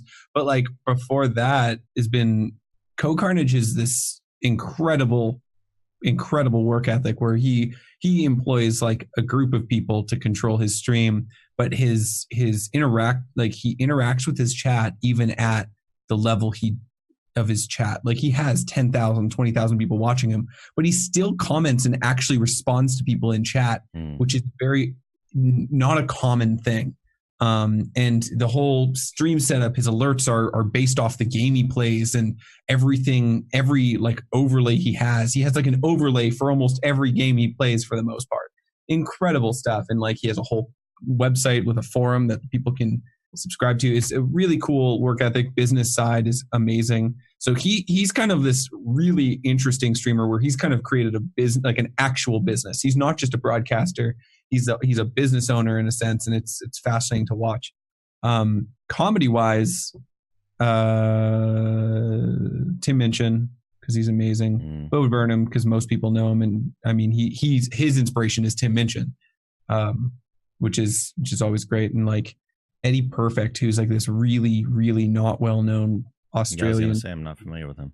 He's like, him and Tim Minchin were like very similar people, very similar style. But Eddie Perfect never took off and Tim Minchin did. But yeah, they're just, I mean, I'm listing musical comedians, but in reality, I just really like their comedy as well outside of the music on top of that. So yeah, my comedy wise, I look toward, like, my hero is Howard Stern. It's one of the reasons I'm in broadcasting or want to be in broadcasting more and more. Chris Hardwick is another one because he took rejection and made it into success. Because he started his podcast out of a frustration with Hollywood, which is, I feel, sometimes the way that some people get into streaming. They're like, nobody can tell me I can't do this. Yeah. And there's something really empowering about that. Yeah. Unless Twitch decides you've crossed that line in terms of service. I was going to say, unless like 4chan comes or something. Yeah. I mean, we kind of, even though we all stream on Twitch, we kind of own our space. And we make it what we want it to be. But as far as like streamer influences go, Pumpkinberry is a big inspiration to me. Her dedication and the range of stuff she does. And Kyente, you're actually a big inspiration to me too, because I wish I could be. My headphones got caught. Production out of 10. Thank you. I'm kind of a reserved, afraid to be goofy type guy. Like I did stand up for a while, but I'm very like structured in my comedy, and I like how you can kind of like let that gate down and just be as goofy as you want to be. And I envy that about you. I don't really have that ability. Thank you. I'm terrified of I want to do stand-up comedy forever, and I'm terrified to do it. So the fact you have is impressive because I'm terrified of it. I've written literally like 15-minute sets. I refuse to do it. Really? I'm terrified. Anything I've written is no one has heard of. I've written music. I've written songs.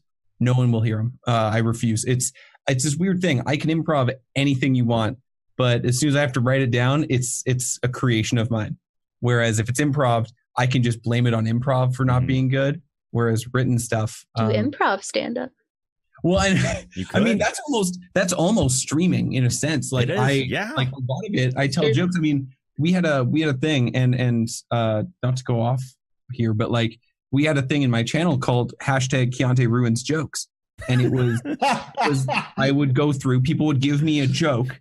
Right, they'd give me a setup, and I went through like websites that have jokes, and they were like lawyer jokes, and I went through them and absolutely ruined the punchline so much that it was what was funny to me, was like over explaining a joke so much that no one enjoys it anymore. And so like that was just like my favorite thing, was just going over and ruining it just off of improv. But if I had to write a joke like that, it wouldn't be, I feel like I would never tell anyone that, which is a weird thing, but that's interesting. I'm so honored that I'm the opposite, because I'm not very quick when it comes to improv.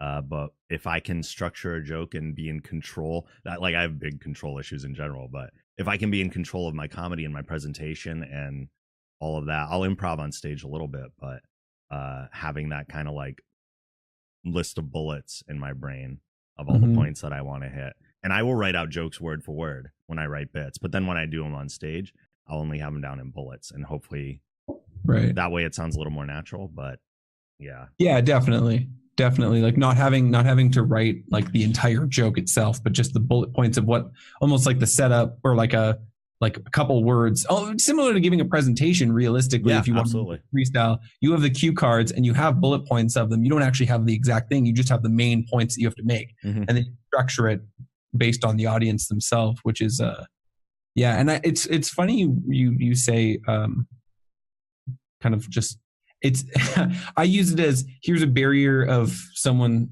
being like, you know, being a normal person. And then you just like lower that gate and here comes the crazy freak waterfall. The dam is broken and out comes the craziness. Cause that's like kind of what I wanted my stream to be was, I should say one other comedy inspiration. And I know people will hate me for this, but Dane Cook was that in high school, I sounded, people used to say I sound like, and they still do it every now and then when I go off, they say I sound like Dane Cook.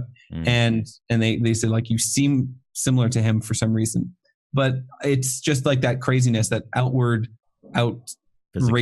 too. Yeah, I love physical comedy. It's like my favorite thing. I love using space versus standing still and doing something, which is one of the reasons why I've slowly enjoyed IRL more than gaming in general. So I get to go outside and use the space that I have. Just Dance IRL is one of the best things that we've ever done on my channel. Yeah. For that reason. Sorry, I just went off for a while. Oh, no, dude, it's fine. It's all good stuff, though. Do you think you'll always see conventions as somewhere you go to work, or do you think in future you're going to make more time to explore the areas over working the cons? No. That's a tough one. I don't remember much of TwitchCon. I know you don't. So you didn't work at all. I didn't eat for the first 21 hours. I just drank with a buddy of mine that went. Like for me, cons like that like I don't drink normally. I'm not much of like a drinker, but like I went to that convention. I'm like, you know what? I'm just gonna wing it. I'm gonna go off. I'm gonna really take in like just the experience. I'm gonna live this experience, and I'm not gonna try and work too hard. And you know, I still met with like a bunch of different people. I still met with all the people that I wanted to meet with. Well, mostly, I met Mop in like passing. She was like doing some stuff. Barely saw you. Yeah, right. And I ran into Kyente, and him and Bun bought nuggets, and then they didn't get them. And it was like this entire like I've got so many stories and so many fond memories of this convention, parts I remember, and like. It didn't really feel like work this time. Whereas when I went to PAX East before that, it was very, I'm going to walk the floor. I'm going to see everything that this convention has to offer. I'm not going to really explore Boston. I'm not going to do like, I'm there to work. And to like not take it so seriously was the best experience. It was like perfect. It was 10 out of 10. Anyone else? I don't think I will ever get to the level of these people, but I had an interesting experience at TwitchCon. I had the honor of going to dinner with Soda Poppin and Reckful, and I just thought it was such an interesting thing. So I wanted to go to the like TwitchCon after party thing on the ship or whatever, and you know, because for me that's like I get to see all my friends and like hang out with all these cool people and maybe like meet some new people and all this stuff. So like that's an exciting thing for me. But they looked at it as like, you know, because they get paid to go to TwitchCon and stuff like that, right? They get paid for one reason or another to be there. They looked at it as like, oh, I gotta go like sign more signatures and stuff like that. Like I just want to go back to the hotel and sleep. Whereas for me, like it's an exciting thing to go to that because I'm like, you know, I want to go like network and like meet people from stream and all this stuff. And for them, it's like, oh, I don't want to go network and like meet more people. Like I've had enough of that in my day. And I don't think I will ever get to that point because, you know, those are like the OG like Twitch people, you know.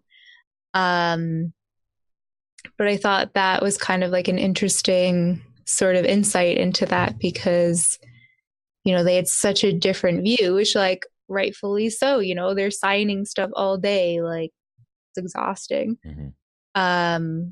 It was just interesting having a different view than like the people like, you know, I hang out with Kyente and Bun a lot at these conventions, like from like what the sorts of views that we have compared to that was, you know, very different. Yeah. Yeah, no, it's definitely true. Like, I mean, and it's interesting perspective because you look at it as this idea of, you know, like those parties, it's fun where they see it as a, you know, work. It's actually work for them to go because there's no way they're not going to be pounded by people. Yeah. The entire time where like, you know, when we go, like we still have people there that are there to come see us, but it's different. It's a group of people that either have been around for a while.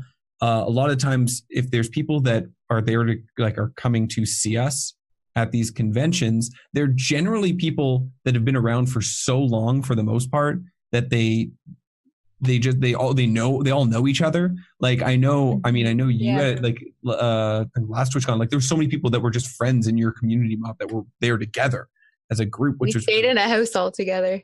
Right, exactly. the whole like weekend. It's that group of friends. So it's like and then outside of that, it's like maybe a couple, you know, there's still people who want to see us, but they're not going to stick around. Whereas people at that size are that's the entire time is just being hounded by the people who just come in to say hi. And then they move 5 feet and come say hi. So I do see it as work still, to be honest. I do see like TwitchCon and these conventions as work. And I think it's mostly just because like I was brought up to be just a cheap bastard. So like I go on these convention trips and I'm like, I spent money. I'm going to get my germ work. I'm going to do my work and get my businesses to sign me and stuff like that. Whereas like, and I don't know if I'll ever fully enjoy it as much as going there without meeting. And I mean, every year I've had at least one obligation, but which is not very much compared to some people who have like the entire weekend. But every year and every convention grows and more. Like this past one, I had very little time to actually go around the convention. And the times that I did, or the times that I could, this time it was really unfortunate because this time I wasn't in a good place. So it was just a different feeling because I was, you know, very anxious that entire time. But the previous ones, I still had obligations throughout the entire time, entire convention. And I think if I went as a viewer, I think I'd enjoy it as long as I had friends, because I've heard that conventions can be pretty meh if you don't have anyone to go with. Very much so. Yeah. I can't imagine. Yeah, I didn't go to. What about you, Rob? I didn't go to TwitchCon, but I can't imagine going to conventions and not working. I go to conventions purposely to work. I usually go as press. So like when I went to PAX last year, I did 11 developer interviews over the weekend. So like I'll be going this year. Now it's 4 days. I'll probably have more. So my goal is to work. If I go to a convention and I have nothing booked, I get bored for the most part. PAX East will be really different this year because it'll be the first time I go where I know a broad amount of people from Twitch.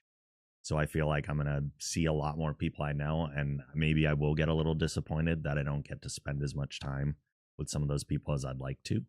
But I work better in a convention environment when I am working and I have goals and things that I want to get done. I just feel better socially, even. Yeah.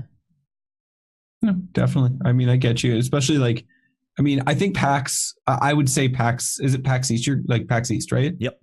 Yeah. it's my favorite. I love PAX It's the East. best. I think It's awesome. I love the East Coast. I enjoy, I mean, I have really good experiences from PAX East, to where I get to hang out with a lot of my friends. I mean, because that's where we met as well, Mop in person for the first time. We met there, and I mean, we hung out that entire weekend.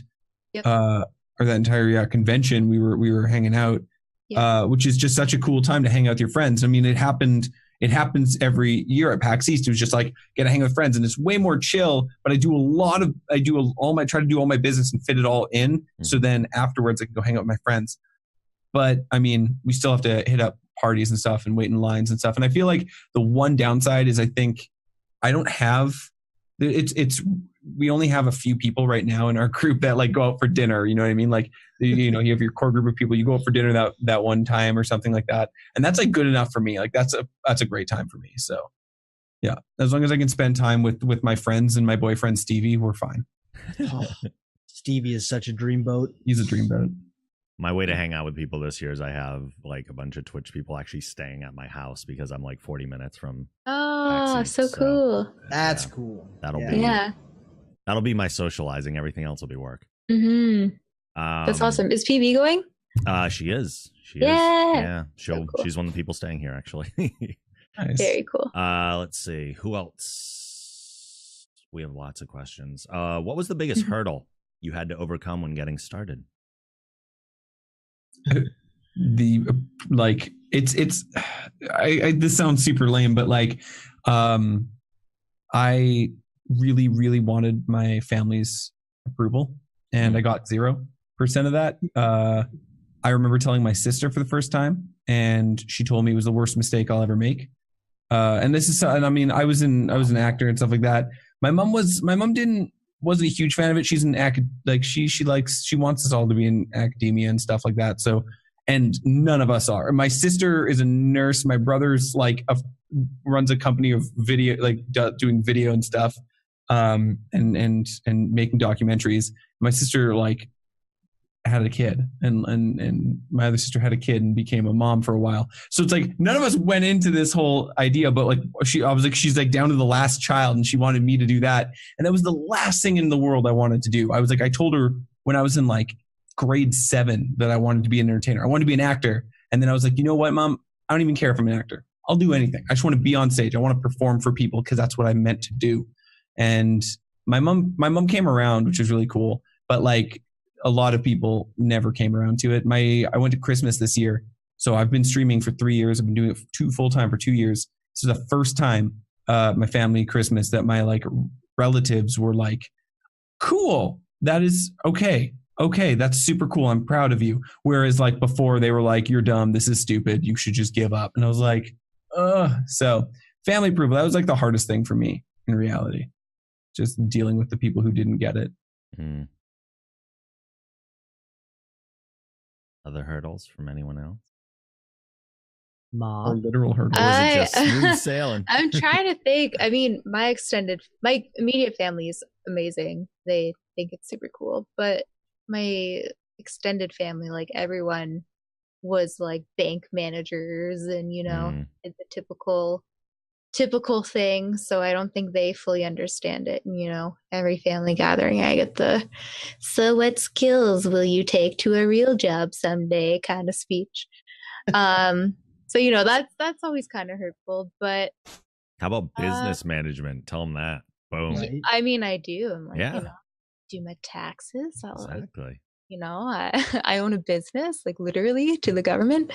But I can't think of any real hurdles. I mean, I think the thing that most streamers would say is starting out and having nobody in your chat. But I looked out and I got rated on my very first stream from someone. And there was a guy who just was in every single one of my streams after that. So, you know, I always had, and he was my first mod and everything. I always had somebody to talk to. And I think, you know, that brought on more people because, you know, I was already chatting and like I was, you know, they could just hop in the conversation. So I was extremely lucky to never have that hurdle. I just really can't think of anything that's really been that tough. You know, I've had it pretty easy though. I mean, it's easy, no problem. Sit back and just find success with no issues. I mean, I guess just the general, like, you know, overworking, being super hard on yourself. I deal with a lot of like depression, and I get very bad seasonal depression, and you know, just want to sleep all winter. And I think that's maybe the toughest thing, is just, you know, staying committed and yeah, just, you know, working from home can be tough some days because you're like, I could get up and stream or could just sleep, you know. Absolutely. Yeah. So, and when you're already dealing with anxiety and stuff like that, it's sometimes easier to just sleep. So, I guess that would be my hurdle. And that's something that, I think a lot of people deal with. I think generally gamers, well, maybe just everyone in the world just maybe deals with that stuff. I don't know.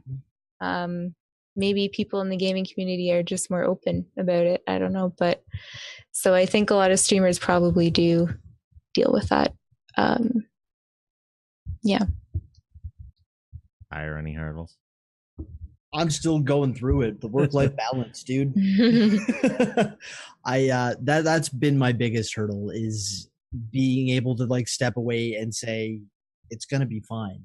Like, it's not gonna go anywhere. You're like, it's gonna be okay. You can come back to it tomorrow. Instead of having that constant knot in your stomach, I want to say, where it's like, oh man, I'm late for stream, or oh, I've got to take a day off. I feel like the biggest POS ever. And like finding that balance it has been the hardest thing. I'm starting to take a little more time for myself, and I'm trying to get over that. And fitness is going to be how I'm going to do that. But yeah, that's been the hardest one. And to touch on what Kyente says, like, my grandparents still don't understand what Twitch is or what streaming is. But they've got the best like intentions, right? They're like, well, as long as you're able to feed yourself. Yep. Have you shown them your stream? No, I would never. I feel like you should. I showed my grandparents my setup. I mean, you could show them like an innocent stream you did, Show them, he doesn't do innocent stream. I had to find them first, Mop. God. He shows nipples. Right? I feel like a lot of families' misunderstanding is like, or like not enjoying it is just that they don't understand like what it actually is. And they're like, you're just playing video games, you're wasting your life. Because that's always been the mentality of like, in the basement, like, So I think showing that in a different light might help that. That's saying I've never shown my extended family my stream, but But I should do it. Oh, okay. Maybe it would help. I don't know. I remember they were up here visiting, and I blew their mind because I use a green screen, and I put my grandfather and my grandmother out in the middle of the ocean, and it was like witchcraft to them. They had never seen anything like it, and it was blowing their minds. They're like, we want that. We need a picture of it so we can tell everyone we were out in the ocean. I'm like, thinking to myself, I'm like, you guys are from Newfoundland. If you want a picture in the ocean, you can just literally go out your back door and go into the ocean. This is not so good. But it's a whole thing. It is weird. Like, my parents weren't opposed to the streaming thing, but they didn't entirely get it. Although I'd been doing weird things.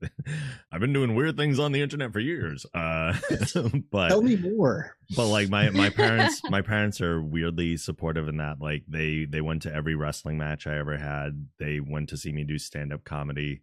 They showed up in a live podcast, and I was mortified. And like, fortunately, I don't think they've seen my stream yet. I don't know if they know how to get to it, and I'd like to keep it that way. Yeah. But I had a turning point kind of this Christmas. My big gift from my parents was a kitchen cabinet, and I was like, okay. They were like, well, we want to help you clean off your counters a little more for your baking streams, so you have a place to put all that stuff. And I was like, oh, that's real nice. That's so nice. Mm-hmm. Adorable. So that was the thing. Have you ever had days that you ever thought about people getting more viewers than you, and you compared yourself with them? How do you avoid having that mindset?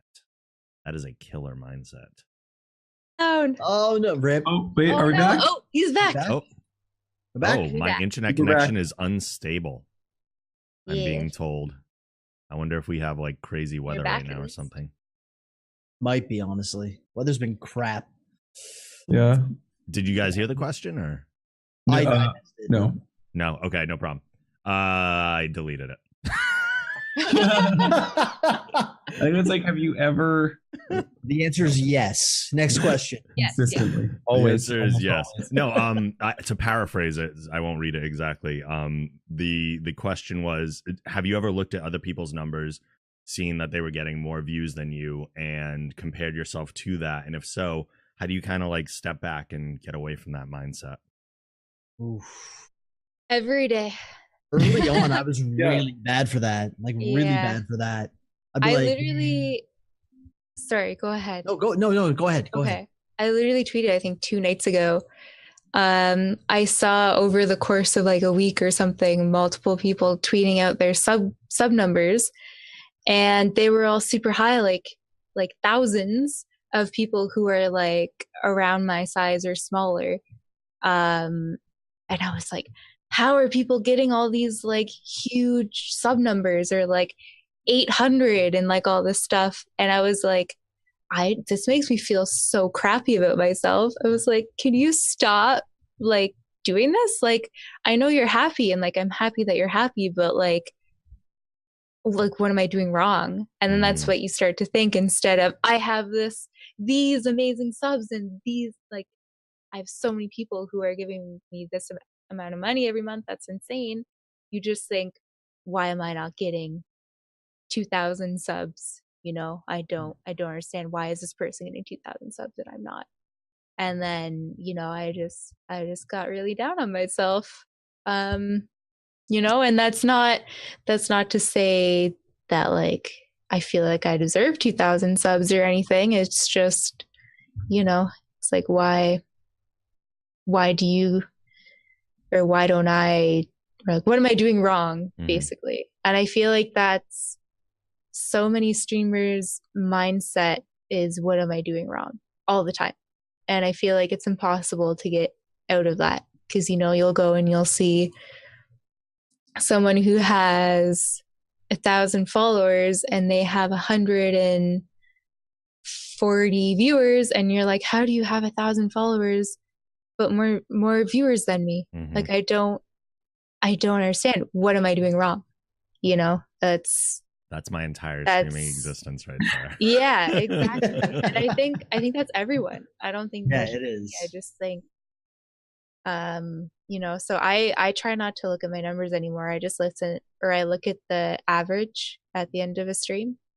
And that's it, you know, because it wears down on you. I used to watch it throughout the stream and I was like, I can't. It's like, it's so unhealthy. Because I say this all the time. If you drop 5-10 viewers, you're like, why did you leave? Am I not funny? Am I ugly today? Like, you know, am I not energetic? Like, do I have something in my teeth? Like, why'd you leave? And, you know, it's again, what did I do wrong? So yeah. Anyway, you guys go. Nail on the head. I mean, that's exactly it. Yeah. Especially when you see people that like started around the same time as you, and you want to be happy for their success, and you want to be like supportive of their success, but like at the same time, there's a small part of you that's like, well, fuck, like why am I not there? Why are like what are they doing that I'm not doing? Am I not funny? Are they funnier than me? Are they more entertaining? Are they better at games? And it's really self-defeating, or it can be, to compare yourself like that. But I think it's human nature. I think we all do it. Definitely. You know, your neighbor driving that nice car, you're like, shit, like what's he do to get that nice car? Why don't I have a nice car? Yeah, that's so true. It continues outside of Twitch. It's a good point. Yeah, no, it's I mean, yeah, kind of just to add on to what you guys said, or rather agree with exactly what you said. Like, it's a difficult thing when you look at your friends and you're like, and like the hardest part is that you're always told it's like you're not in competition, and realistically you are not. You're never in competition. But humans are just, that's how we are. That's just, we always have to, and we've been brought up to be, in a sense, work to strive to be better than the person beside us almost. And that competition drives us. But it's tough because you look at someone, you go, man, they're so successful. What did I do wrong? But in reality, the thought should be, I am so happy for my friend who is successful, but it's so hard for us because everyone out there is trying to make it in a sense or succeed and grow. And, in reality, it's like, you'll plateau at times, you'll dip sometimes below, sometimes you'll be, at an all-time high and it'll go away. And it adds on, and success and these problems add on as I'm talking to a room of variety casters who this is the number one thing is you're a variety caster. You'll never have crazy high numbers every day because people will watch you for you, but then you'll gain people from that game and then you'll leave that game and play a different game and then they'll never come back. And then so our growth is so much slower, but our overall growth is better. It's stronger rather. It's a stronger growth. Yeah. It's slower growth. And I mean, yeah, I agree with you, Mob. Like, seeing the Twitter of from just hit 1,200 subs. And I was like, you were at 300 yesterday. What happened? I know. Who is subbing to you? Like, how did you just get 20 new emote slots? I don't understand. I was like, thanks guys. We unlocked 700 emotes. Oh yeah. I'm now the highest sub person on Twitch. And I'm like, what? It doesn't make sense. But in reality, it's just, speaking of someone who does endurance streams and marathon streams and has had ridiculous, and this was prior to gifting subs and sub tiers, you have such crazy sub boosts and stuff. And I mean, people do that. Like, I know I have friends who are endurance streamers as well, and they do have crazy high sub boosts. And then it will drop. I mean, it always does. Their numbers are always up and down, and it's hard to focus on that or not. Like, it's so hard to not focus on that when you see, I haven't streamed for a week. I just looked at some of my numbers. So sad, but it's okay. Yeah. That's the standard thing of a streamer, right? We have to, that's how we deal. We just move on and go, it was bound to happen, right? I mean, and this is for everyone who's a streamer who, if you're an affiliate as well, sub gifting just came out a month ago. Get ready because the drops are coming. It's terrifying. And don't feel bad about yourself. Don't think, what did I do wrong? Just think of, a lot of people can't support me, and some people have gifted crazy, some people gifted tons amount of subs, a bunch of people have gifted subs out there, and some of those subs won't come back. Some of them will, though. That's the cool part. Some of them may come back. Yeah. You gained a sub. You didn't lose any. You gained a sub. Just because your sub number drops doesn't, but you gained a new full regular subscriber, which is cool. Yeah. Someone was sorry, go ahead. I was actually going to ask you guys, did the sub gifting scare you as much as it scared me now that it's been about a month or so? Because I got terrified at I looked at the numbers the other day, like Kyente was saying, and it was a scary moment. And it was a huge drop, right? Because of all the sub gifts. And the first thing to touch on everything we're talking about, the first thing I did was, why don't these people like me? What have I done? What have I done as a person? And it took me a couple days to be you know what? It wasn't me. I'm grateful that it happened. And look at all the new people that I've got that, want to join and support me. Yeah. I think the thing that I get so stuck in sometimes is I'm 10 people unsubbed. What did I do wrong? But I need to remind myself, these people were giving you free money. And, maybe they got cut hours at work for that month, or maybe maybe their parents needed support for that month, so they had to cancel their sub, or we look at it as oh, what did I do? But meanwhile, maybe they just wanted more Starbucks that month, so they were cutting this sub so I can get my latte, Right. It's streamers have a weird mentality about that, and I need to remind myself that sometimes people just, maybe you aren't who they need for that time in their life, and they need that money for something else. And I think that's something as streamers we need to remind ourselves of more, instead of why we did something bad. Yeah. Do you think the psychology of sub dropping will change over time now that sub gifting is here, because it's no longer about people unsubbing. That you're like, nobody's saying I can't support anymore. Nobody's saying I'm choosing to unsub. Those numbers could be dropping because of an actual time constraint. Like that person wasn't paying to begin with. There's a point where it cuts off. They didn't choose to end the sub. So do you think that the mentality of, oh, my subs dropped might actually start to ease up, and that it's, oh, there was probably just a bunch of gifts that ended? Yeah, I hope so. I think so. I really would like to see Twitch, the dashboard. I'd like to see them separate sub gifts from, your subscribers, just to give kind of streamers a little less of that gray hair moment. So that you can see how many of my subs are coming from gifts, so not to like put all your stock and say, "Wow, I've got this." This is where I sit now, and then like everything falls off, and you're back to like 10 subscribers or something. No, definitely. I mean, I think having, I would like a dashboard of telling you what your gifts are in your revenue, even in your revenue tab or something like that, where you can, where it doesn't have to be front facing, doesn't have to be on your actual dashboard, but even in revenue where it splits up, on the tiers, also have the gift thing. Be a great thing to have. It really would. And I mean, what Mop said about how sometimes people can't afford it. Exactly. We forget, even as streamers, I mean, a lot of, like, if we're full-time streamers, our paycheck comes once a month. We budget. And the fact is, we have to stop thinking that people don't budget when they're not streamers. Like, everyone does it. Everyone has a budget for certain things. And if they're like, well, I went over my entertainment budget, I got to cut back. That would be the first thing to go. It should be. I mean, this is coming from, by the way, it's coming from someone from finance. Entertainment should be the first thing to go in your budget. That's just the truth. Okay. And I tell people that all the time when they're like, I wish I could support you this month. I was like, this is your entertainment. If this is your Netflix, that's the first thing to go if you can't afford something. And I totally support it. And all I ask. Yeah.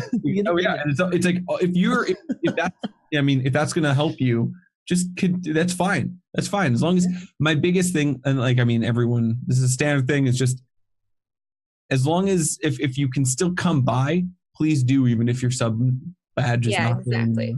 That's the killer right there. That's the one that hurts my feelings the most, is when they just stop coming because they're like, can't afford a sub, so I shouldn't show my face. I'm like, I don't care. Like, I really don't. Yeah. I appreciate the support regardless if you're subbed or not. Even if you sub to me at like 1 month, that's $5 that you gave to some random person on the internet. Like, whoa, that's a weird thing. Yeah, you could have gotten a sub with that. Yeah, Subway. You could have gotten half a chai tea latte at Starbucks. Yeah, you could have got 2 Tim Hortons, not doubles, because that's like $1.50. Shouldn't have that sugar. Yeah, 3. You can get 2 medium Tim Hortons coffees and a donut. Yeah, and you gave that to me instead. Canadian franchise. Canadian lunch right there. So, and all the Canadians are like, "Oh yeah, no, you could, yeah." Oh yeah. Now you're talking about language. Both the Canadians in chat are like, "Oh man, I can totally relate to this." Oh man, apple fritter, maybe an old-fashioned plain, black coffee. Boston cream. We do have more questions, but we also already passed 2 hours. Oh geez. So I don't know if we want to start wrapping it up. I don't want to hold you guys here all night if you have things that you need to get done. Are there questions that you can like pinpoint to specific people? They're not. Let's see. None were directly for people. Some of them are jokey questions that I can skip over. I saw one question. Who is your favorite viewer and why is it Zero Flynn? I saw the same thing for Scape. It was like, Scape submitted that one. Out of all your viewers, why is Scapegoat your favorite? I guess the other biggest one is, what keeps you streaming on the days that you really don't feel like it? My Maserati and my yacht payment. When you dig that hole, you got to pay them bills, right? Yeah, man. I mean, you gotta pay off the Lamborghini somehow, right? He's over here like that. I'm like, I like to eat noodles, so I keep enough stream going that I can eat noodles. Yeah, so I can buy my Mr. Noodle. Yeah, exactly. No, that's realistically, so I can go and buy bread and butter. and have my prison food meal. Okay, that's all I need. I like to be able to afford non-Mr. Noodles. Ooh, fancy. Yeah, would rather Fancy girl over just here. live off Okay. that, but, you know. Probably has Go with sauce that. in her house too. You're buying fresh corn and putting it in. I see. Okay, Fancy. cutting up your own carrots. Okay. Yeah, right? Damn. Must be nice.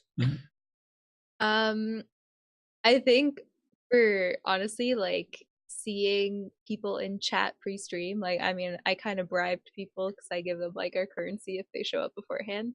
But like, there's often like conversations that go on, and they're like, "Hey, how are you today? Like, how was your night? Like, I know you had this job interview. How did your job interview go?" And I feel like it's just so nice seeing people like already there that I feel like if I were to not stream that day, I was like failing people. And I would just feel real bad. So yeah. That's streamer guilt. Yeah, the guilt. That's so unhealthy, but you know, at least it drives you. Yes. Schedule works. It's like some days, I mean, some days when you're just not there, you're it's the same as you wake up and it's like, look, I also didn't want to go to my job that day, but sometimes you have to. And realistically, when you aren't feeling it, sometimes the best thing to do is stream, because if you tell people straight out, you're like, oh, I'm just not having the best day. I might do a chill stream.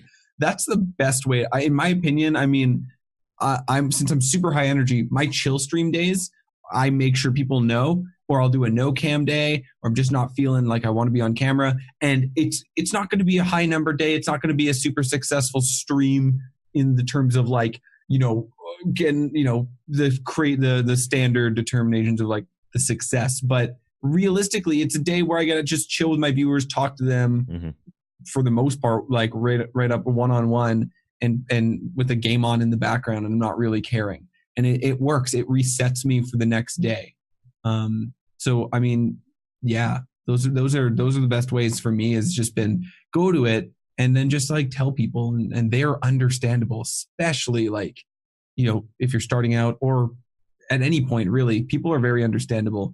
We make a joke that Twitch chat is the worst, or some people's channels are the worst. They truly are. Some of them are horrible places that no one should ever go to, but you know, most people that you would watch are very nice people and you support them. So their chat supports it, and it's totally fine. Okay. Yeah, I mean, it really is. And a lot of the days, like Mop was saying this earlier, like you have a little bit of a sniffle or a cough. Like I'm still getting over a sickness. I'm actually incredibly ill right now, but it's jeez. It's fine. Like earlier I was like holding back, feel like actually being sick.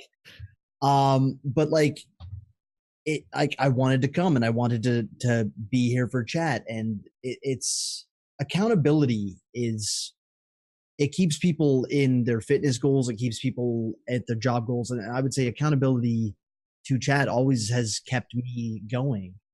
You know, these people rely on me to escape from whatever shit they've got going on in their lives, to have a bit of fun, have a couple of laughs, watch some video games. I'm not going to call in because I don't feel good. Yeah. You know, it's like, none of us really feel that good. It's fine. Like, let's be honest. Oh my God, I'm depressed. Holy goodness. That was the most real statement all night.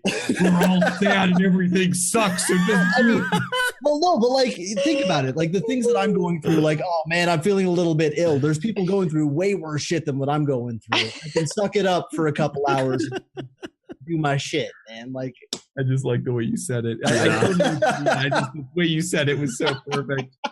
The world's ending anyways. Who gives a right? Oh my God. We're overpopulated, so who cares? Yeah. That is possibly the best sentiment to go out on. Everything sucks. Yeah. Give up on your dreams. Everything sucks anyway.